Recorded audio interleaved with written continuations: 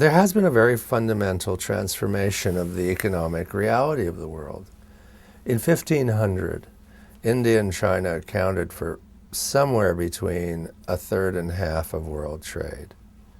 And then for, the succeeding 400 or 500 years, that, enormous percentage diminished to a comparatively insignificant amount. Now it's heading back up that way. In such a situation, the United States cannot exert the kind of hegemony that made the idea of American exceptionalism possible, because the idea of American exceptionalism and the idea of American hegemony go hand in hand. Maybe not at the beginning of the Republic, the shining city on the hill and all that, but in the iteration that American exceptionalism has had, certainly since the 1890s, since the creation of this informal American empire in the Philippines and in Cuba and elsewhere. The other thing that's all the basic deep structures of what made the idea of American exceptionalism possible, the special role of the dollar, America as a creditor nation. I mean, these things are either have disappeared, America as a creditor nation, or are under challenge, the hegemony of the dollar. I mean, the Bretton Woods settlement favored the dollar. Is that a situation that's going to be able to continue? Probably not. I mean, you don't have to believe that there'll be a new currency, as the governor of the Bank of China proposed, or at least, kind of aired as a possibility the other day. You could just say that the dollar will be the principal reserve currency, but increasingly the euro, the yen, still sterling, and possibly some basket of Asian currencies will play a bigger and bigger role. All of these things make the idea of American exceptionalism rather difficult to maintain. The other thing about American exceptionalism, I think America reminds me very much of Britain. I'm old enough to have known Britain in the 70s. And in Britain in the 70s, there were still a hell of a lot of people who couldn't yet wrap their mind around the fact that Britain had gone from being the empire on which the sun never set, the most important country in the world, for more than 100 years, after all, to being an important, rich, interesting, vibrant, mid-sized power. Nothing more, nothing less. And the cognitive dislocation that created in Britain among perfectly smart people, I mean, these weren't fools or sentimentalists. It took a lot for Britain. I mean, whatever you want to say about Tony Blair, and I loathe Tony Blair, it must be said that Mrs. Thatcher and Tony Blair, and I see Blair, frankly, really as Thatcherist with a human face, if you will, but that they managed to give Britain another role. Particularly Blair, who actually, as someone said in the UK, the nice thing about Tony Blair is he actually likes the country he rules. He likes multiracial, multicultural Britain in Europe. He thinks it's a nice place. He's happy to be its prime minister. He doesn't fantasize that it could be the Britain of Winston Churchill or whatever, or Lord Palmerston. And but it took them a while, and I think it's going to take a while for Americans to realize that this exceptionalist idea is rooted partly in ideology and history, but partly in just some good luck and some historical events that favored the United States.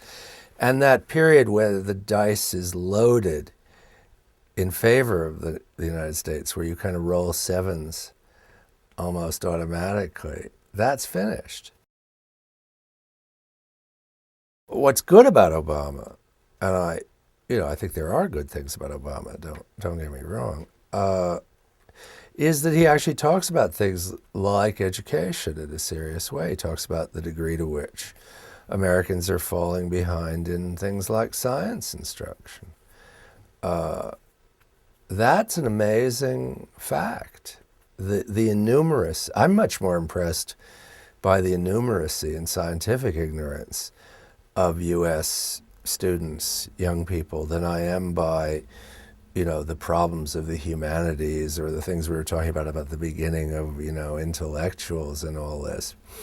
Is America all that much worse than Germany or Japan or China? I don't know that in terms of the humanities that's so true. But what's absolutely true is that in terms of scientific and mathematical literacy, this country's in real trouble. And you can't have a vibrant economy, let alone one that's exceptional in the sense that doctrine implies, just with Chinese kids on green cards. I mean, you can't do that. You can do it for a while. It's a stopgap, and maybe it's a necessary stopgap. After all, that's why the Silicon Valley people are so hysterical in their lobbying for an extension of these residence visas, these working permits, the H-2 visas for people with special skills, because they know perfectly well that the American talent pool, the native-born talent pool, is insufficient to the needs.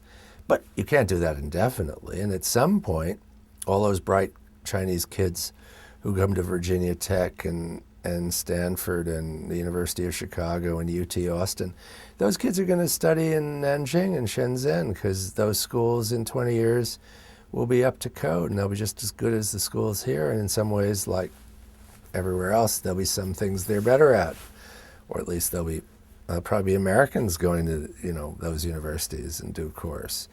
There's no reason to think the laws of history are suspended for the United States.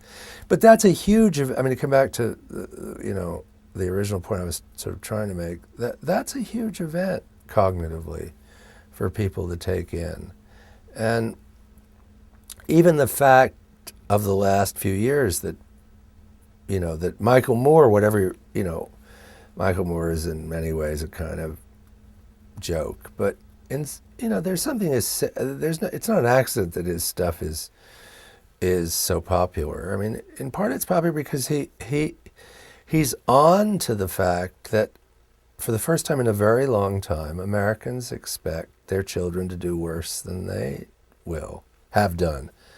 And that's a big change. That hasn't happened in this country since the 30s. And imagine this country if the Roosevelt reform of capitalism hadn't taken place.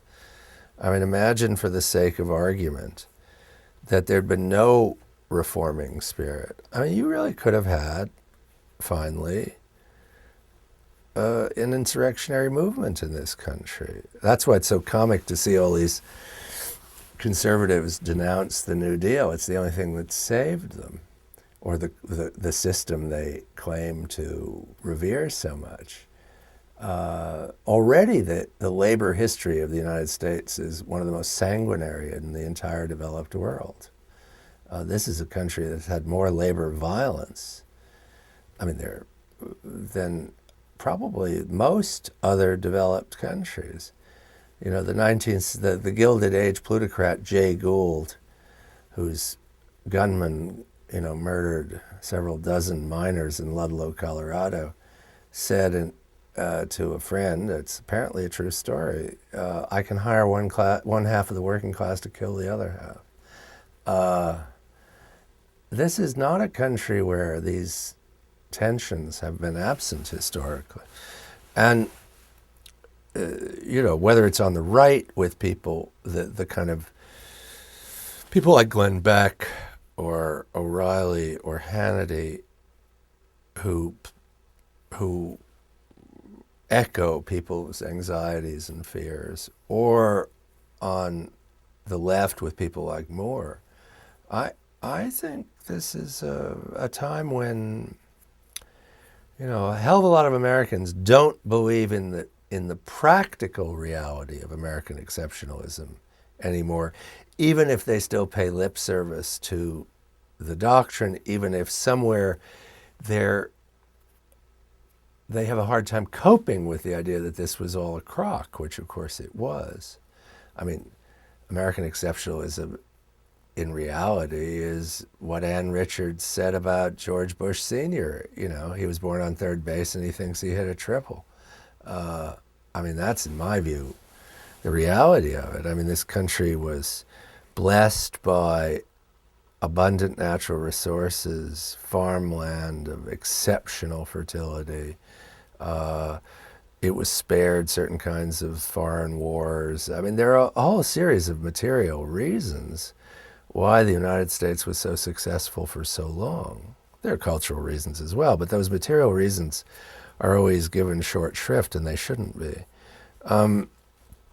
But again, I do think we're at I think there is it does remind me of Britain in the 70s. And I mean, which does, again, I don't want to end this conversation on such a pessimistic note. Things turned out, comparatively speaking, okay for Britain. They did find another role.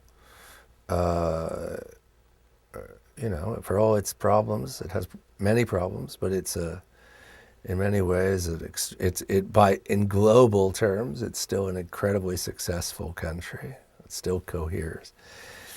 There's no reason to be so pessimistic about the United States, but the idea that somehow the United States can continue as it was, as the great sort of unipolar center of the world, I think that's the end of that is already visible. What happens after that is another question, and whether what happens after that will be better is an open question. It may be worse. I'm about as far from believing in history as a progress narrative as it's possible to be.